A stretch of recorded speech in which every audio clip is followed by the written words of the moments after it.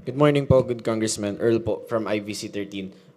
Sir, on another topic, sa press con po ni Vice President Sara Duterte and over the weekend, ilan po sa mga House leaders natin na nagpahayag ng kanilang pagkabahala sa ilang mga statement na binitawan ng ating Vice Presidente. Any comments or reaction po on this one, sir? Thank you.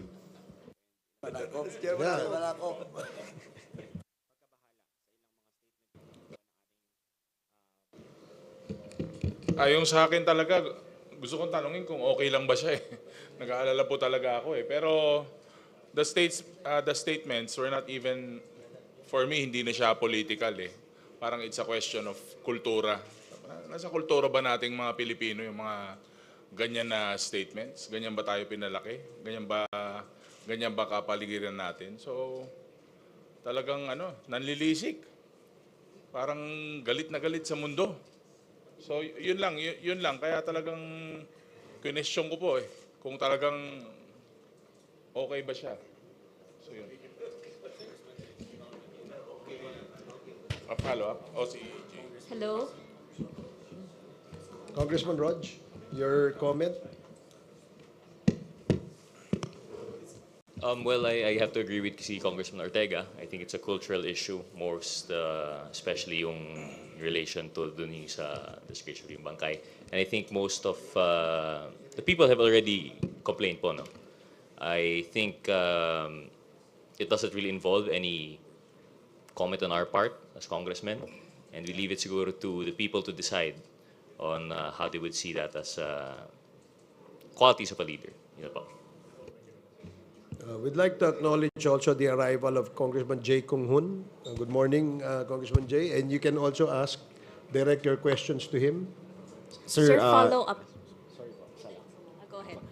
Following up with that lang po, some of the Young Guns leaders requested psychological evaluation for the Vice President, sir.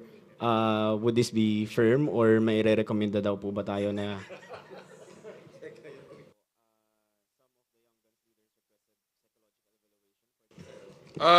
Suggestion lang naman yun. Hindi naman, una-una, hindi rin naman ako pwedeng magrekomenda at wala rin akong kilala. Kasi so far parang okay pa naman ako. So, pero the people have seen the interview. So parang may something. Ewan ko. Oo. Parang punong-puno ng galit saka parang parang yung mga lumabas sa ating mga pahayagan para talagang parang hindi ko alam kung may meltdown o may problema na nangyayari right before our eyes during the press con. Sir,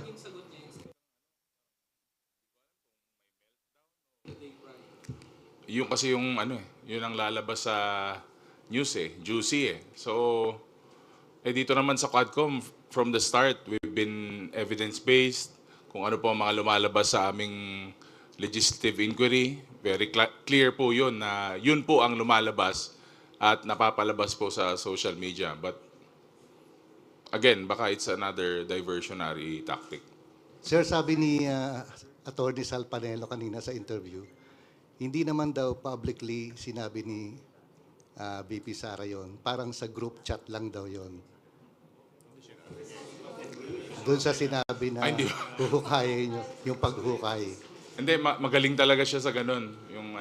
Kasi siya yung official interpreter dati, nung dating Pangulo. So malamang ginagawa na rin niya dito ngayon. Sir, you mentioned parang punong-puno ng galit. Pwede bang? Ay, Yes. sorry, sir.